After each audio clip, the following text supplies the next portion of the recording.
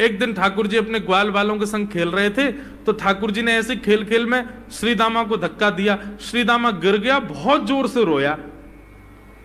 ठाकुर जी बोले, अरे भैया शांत है जा, लग गई। अरे ठीक है अब शांत है जा। लेकिन श्री दामा शांत नहीं हुए। ठाकुर जी बोले, तुम कैसे हो? गोकुल में रह में हम। गोकुल को मतलब है जहां हर घर में 1000 गैया, उसका नाम है गोकुल। इतनी गैयान को दूध घी दही सब हमारे घर में होवे।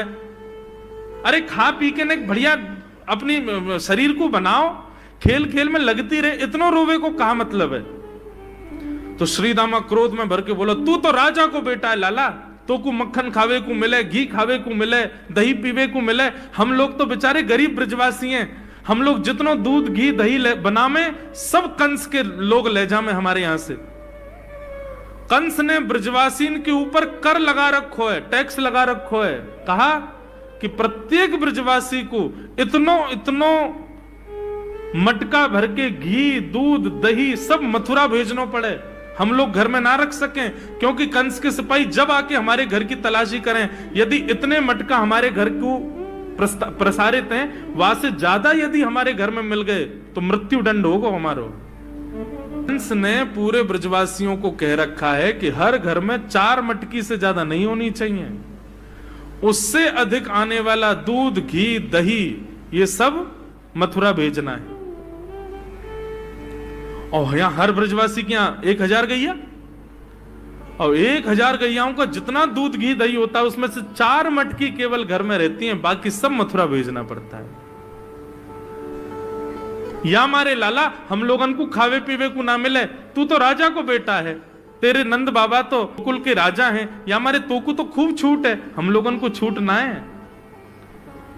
ठाकुर जी बोले, ये बात है? बोले हाँ। ठाकुर जी बोले, मेहनत करें हम, गैया को पाले हम, गैया को घास खवाएं हम, गैया की सेवा करें हम, और दूध पीवे को वो राक्षस कंस। अभी तो मैं छोटा हूं, मेरी बात कोई मानेगो नहीं, लेकिन प्रलय तो अब तक लानी पड़ेगी। और कैसे लाएंगे? बोले, राजी राजी यदि मक्खन दूध दही नहीं मिल लो तो चोरी करके खाओ। हमारो ही मक्खन है, हमारो ही दूध है, हमारो ही दही है, लेकिन अभी हम बालक हैं, हम ज्यादा कछु बोलेंगे हमारी कोई बात मानेगो ना। लेकिन ये सद वस्तु कुपात्र के हाथ में नहीं जानी चाहिए। राजी राजी नहीं मिलता तो चोरी करके खाओ। जब कर देवे को नंबर आवेगो तो सब पूछेंगे, भाई कहां गए हो मक्खन दूध दही? बोले घर में तो है ना। बोले तो कहां गए? बोले चोर चोरी कर ले गए। और यही भाव से हम ब्रजवासी को खावे पीवे को मिला करेगो। मधुमंगल श्रीदाम बोले, लाला तू जो कहेगो सो करेंगे, लेकिन चोरी नहीं करेंगे। ठाकुर जी बोले, तो ठीक है, कल से तुम लोग अलग खेलो, मैं और दाऊ दादा अलग खेलेंगे, हमारे संग मत खेलना। मधुमंगल सीताम बोले, अरे लाला तू ना जाने, मैया यो के लाला जो चाहे करियो, चोरी मत करियो, चोरी करवे तो ब्याह ना होवे। ठाकुर जी बोले, ब्याह की पड़ रही है तो है, ब्याह ना होवे। ऐसो पत्र पूछ रहा सो है गयो, पत्रो दुबरो सो तू सीख जैसो है गयो, तो कौन ब्याह करेगो ऐसे?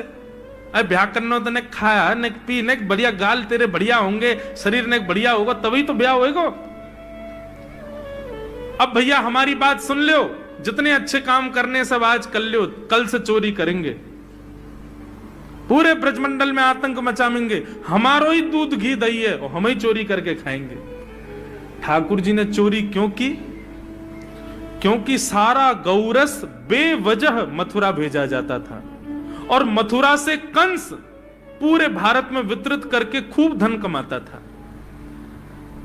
इस वजह से ब्रजवासी प्रताड़ित होते थे, क्योंकि गैया के लालन पालन में जितना खर्चा होगा सब करो ब्रजवासी।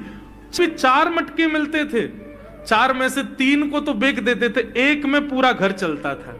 यह हालत थी ब्रज की।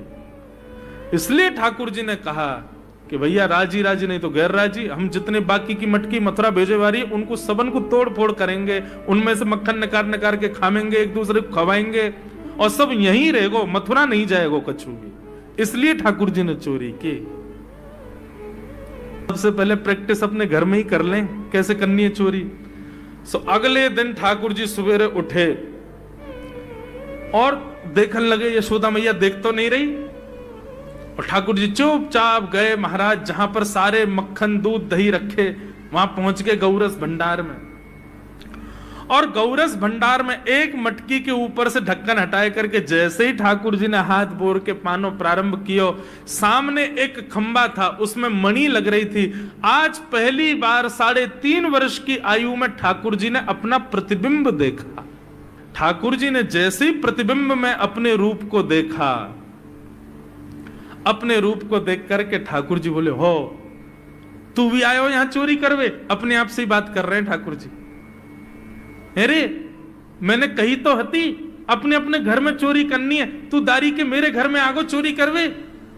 ठाकुर जी अपने प्रतिबिंब से बात कर रहे हैं। अब गौरस भंडार में ठाकुर जी की आवाज गूंज रही थी और वो गूंजते हुए रसोई घर में जा रही थी। रसोई में मैया ने सुनी, बोले ये लाला कहां ते बोल लो है? उठ गयो कन्हैया? मुझको पतो भी ना चली, नूपुरन की आवाज ना आई। मैया दौड़ करके गई तो देखा ढूंढते ढूंढते गौरस भंडार में ठाकुर जी अपने प्रतिबिंब से बात कर रहे हैं। कितनी सुंदर झांकी है ठाकुर जी की। ठाकुर जी मक्खन पा रहे हैं। बोले अच्छा अब आ तो गए हो यहां पे, लेकिन सुन चुपचाप चोरी करके भाग जाइयो, मेरी मैया बहुत मारेगी तो को। बाकू यदि पतो चल गई तू चोरी कर रहा है तो को उखलते मान देगी, मेरी मैया बहुत मारेगी। चुपचाप चोरी कर और निकलने यहां से। ठाकुर जी चोरी की बात कर रहे थे, यशोदा मैया ने पीछे से सुनी, लाला ओ कन्हैया। ठाकुर जी घबरा गए, मैया कैसे आ गई? हाँ मैया, कौन से बात कर रहे हो तू? अरे मैया देख हमारे घर में चोर घुसायो है। अपने प्रतिबिंब को दिखा करके ठाकुर जी कह रहे हैं, देख मैया हमारे घर में चोर घुसायो, जे चोरी कर रहे हो हमारे यहाँ के मक्खन की, तो मैं आपको पकड़वे आयो हूं। नन्हे से गोपाल जी, बहुत मधुर लीला। मैया हंस भी रही है और क्रोध भी कर रही। बोले अच्छा जो चोरी कर रहे हो? बोले हाँ। चल याकू तो मैं पकड़ लूंगी, लेकिन जे बता तेरे हाथ में मक्खन कैसे लगो? तू तो याकू पकड़वे आयो ना। अब मैया याकी मैं कहा बताऊं, तेने मेरे हाथ में पद्मराग के ऐसे ऐसे बढ़िया कंगन पहना रखे हैं, कड़ूला पहना रखे हैं सोने के। जब मैं धूप में निकलूं ना तो धूप की किरण से मुंह को बहुत जलन है जाए हाथ में। तो कल मेरे सखा मधुमंगल ने मुझसे कही, बोले लाला जे जलन तेरी दूर रह जाएगी, तू मक्खन में हाथ बोर लियो अपनो, सो तेरी जलन दूर रह जाएगी। या हमारे मैया जलन हटावे के काजे मैंने हाथ बोरो है। मैया बोली अच्छा चल लाला, यहां तो तेरे जलन है रही और यहां मक्खन कैसे लगो? ठाकुर जी बोले मैया मैं अपनी जलन दूर कर रहा हूं। इतने में जन कहां एक मक्खी आके मेरे मुंह पे बैठ गई। बाकू उड़ावे के काजे मैंने जैसे मुंह पे हाथ किया, सो मक्खन मेरे मुंह पे लग गो। मैया बोली लाला तू चोरी भी करन लगो और अब झूठ भी बोलन लगो मुझसे। ठाकुर जी ने ग्वाल बालों से कहा, भैया मिशन फेल हो गया, घर में तो चोरी नहीं कर पाए हम, अब दूसरे इनके घर में दावे बोलो। एक दिन महाराज ठाकुर जी का जब आतंक खूब बढ़ गया गोकुल में, सब गोपियों ने जाकर के मैया से शिकायत करी। बोले मैया अपने लाला को संभाल लियो, नहीं तो काउदना हम देख लेंगी और फिर हमसे मत कहियो कि तेने मेरे लाला से यूं क्यों कही। मैया बोली कहा क्यों मेरे लाला ने? गोपी बोली ये बस सुन लो और यूं बताइयो कहा ना करे तुम्हारो लाला। देख वे में 3.5 बरस को है, बाकी पेट में इतनी बड़ी बड़ी दाढ़ी है, बाकी मतलब बलवान है कि सब जानकारी है या कुछ छोटो बालक मत समझियो। गोपियों ने जाकर के अपनी अपनी दुख दर्द सुनाए मैया को। मैया बोली अरे भैया मेरे लाला को मक्खन की कोई कमी थोड़ी है, मेरे लाला को दूध की कोई कमी थोड़ी है। मेरो लाला चाहे तो मक्खन से नहावे, दूध में नहावे, इतना मक्खन दूध दही मेरे घर पे, तुम्हारे यहां क्यों चोरी करेगो? अरे कई बार बालकन को अपने घर को भोजन बढ़िया ना लगे, दूसरे के घर को बढ़िया लगे, अगर बार ने तुम्हारे यहाँ की नेकात मक्खन खा लिया तो वहां में इतना रो क्यों रही हो? मैया आपको अपनो लाला बहुत सीधो लगे ना, हम बताएं कहा करे तुम्हारो लाला? स्वयं खावे हमको कोई दिक्कत नहीं, लेकिन या की एक पूरी मंडली है और पूरी रजिस्टर्ड मंडली है, बाल गोपाल चौर प्रचार प्रसार मंडल, ये घर घर जाके चोरी करते हैं।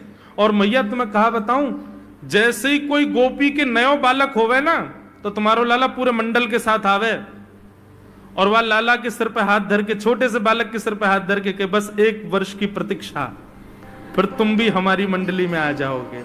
पूरे गोकुल में भय है तुम्हारे लाला को। स्वयं खावे, ग्वाल बालन को खवावे। मैया यहां तक भी बात समझ में आवे, ग्वाल बालन को खवावे, यो नहीं कि नेकाद मक्खन बच जाए तो रहम करके हमारे काज छोड़ जाए, वाकू बंदरन को खवा दे। यशोदा मैया आश्चर्यचकित होकर सुन रही है। बोले ये नेक्सो लाला ये करे? बोले हाँ मैया। बोली मैया अगर चोरी करे तो दिक्कत, और यदि किसी कारण से हमने लाला को रोक दियो, चोरी नहीं कर पाए हमारे घर, तो हमारे रोने क्यों? बोले चूल्हा में ते कोयला लेके आवे और वह घर के बाहर हवा बना जाए, और यूं के अब जब तक या घर से मक्खन नहीं मिलेगा या के घर के लोग भूखे रहेंगे,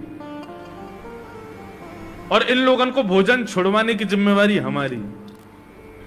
बोले कहा करे फिर? बोले मैया भोजन बनना होगा, चूल्हे पे भोजन रखो रे, तो ग्वाल बाल सब ताकते रहे कब भोजन बनने को समय आवेगो।